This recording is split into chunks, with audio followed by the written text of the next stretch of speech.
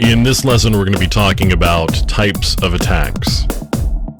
One type of attack that you'll find common particularly in cases of hacktivism, for example, or cases where people are trying to make a particular point or just be a general pain, is this idea of defacing. Defacing goes back for quite a while. It's the idea of sort of digital graffiti where you've left your mark or your imprint behind so that everybody knows you were there. Primarily a website thing, and it's really just making alterations to something. It used to be pretty common a long time ago to have particular businesses or people or just organizations in general to have their home pages be replaced by this other thing that was along the lines of, hey, I was here and I took over your page. We also have a pretty common one, or certainly has been common over the years, and it's a pretty good path towards quality exploits and high-profile vulnerabilities, and that's buffer overflows. A buffer overflow is a result of the way programs are stored in memory. When programs are running, they make use of a chunk of memory called a stack, and it's just like a stack of plates. When you put a bunch of plates down, when you pull a plate off, you're going to pull the top plate. You're not going to pull the oldest plate, you're going to pull the one that was on top. So the same thing with a stack here when we're accessing memory, and this has to do with the way functions are called in memory. When you call a function, a chunk of memory gets thrown on the top of the stack. That's the chunk of memory that gets accessed. And you've got a piece of data in memory within that stack, and that's called a buffer. And when too much data is sent and tried to put into that buffer, it can overflow the bounds of the configured area for that particular buffer. Now, the way stacks are put together, we end up with a part of the stack where the return address from the function is stored. So when you overflow the buffer, you have the ability to potentially overwrite that return address, at which point you can control the flow of execution of the program.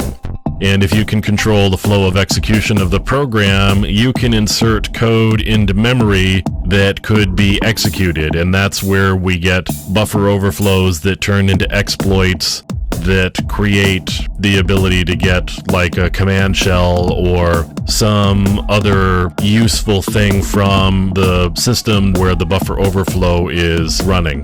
So that's a buffer overflow in short. We also have format string attacks. And sometimes these can be precursors to buffer overflows. Format strings come about because the C programming languages makes use of these format strings that determine how data is going to be input or output. So you have a string of characters that define whether the subsequent input or output is going to be an integer, or whether it's going to be a character, or whether it's going to be a string or a floating point, that sort of thing. So you have a format string that defines the input or the output. If a programmer leaves off the format string and just gets lazy and provides only the variable that's going to be output, for example, you have the ability to provide that format string. If you provide the format string, what then happens is the program starts picking the next pieces of data off the stack and displaying them. Because of that, we can start looking at data that's on the stack of the running program just by providing a format string.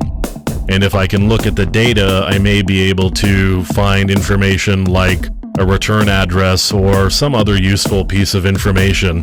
There's also a possibility of being able to inject data into the stack using this particular type of attack. Denial of service, this is a pretty common one. You'll hear about this a lot. This is not to be confused, though, with the one that I'll be talking about after this. A denial of service is any attack or action that prevents a service from being available to its legitimate or authorized users. So you'll hear about a ping flood, a SYN flood, a Smurf attack, and a Smurf attack has to do with ICMP echo requests and responses using broadcast addresses. That one's been pretty well shut down over the last several years. You can also get a denial of service simply from a malformed packet or piece of data, where a piece of data is malformed and sent into a program. If the program doesn't handle it correctly, it could crash. If it crashes, suddenly you're not able to use that program anymore. Therefore, you are denied the service of the program, thus a denial of service. As I said, a denial of service is not to be confused with a distributed denial of service, and I know it's pretty trendy, particularly in the media, to call any denial of service a DDoS. Any denial of service is not a DDoS. A DDoS, or distributed denial of service, is a very specific thing. A distributed denial of service is a coordinated denial of service making use of several hosts in several locations. So if you think about a botnet as an example, a botnet could be used to trigger a distributed denial of service, where I've got a lot of bots that I am controlling from a remote location, and I'm using all of those bots to do something like sending a lot of data to a particular server.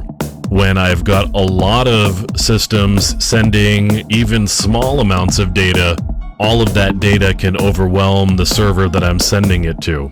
So the idea behind a distributed denial of service attack is to overwhelm resources on a particular server in order to cause that server not to be able to respond in a normal way. The first known DDoS attack used a tool called Stacheldraht, which is German for barbed wire. Stacheldraht came out of some work that a guy by the name of Mixter was doing in 1999. He wrote a proof of concept piece of code called TFN, which was the Tribe Flood Network. The Tribe Flood Network was then turned into something called Trinu, and Trinu was used as more or less the basis for this program called Stacheldraht, which was then used to attack servers like eBay and Yahoo back in February of 2000.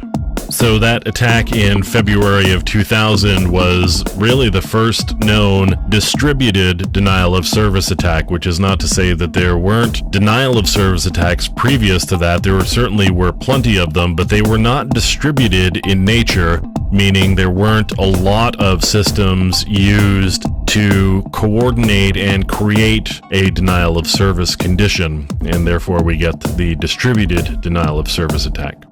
So that's a handful of types of attacks and some pretty common attacks that you're going to see.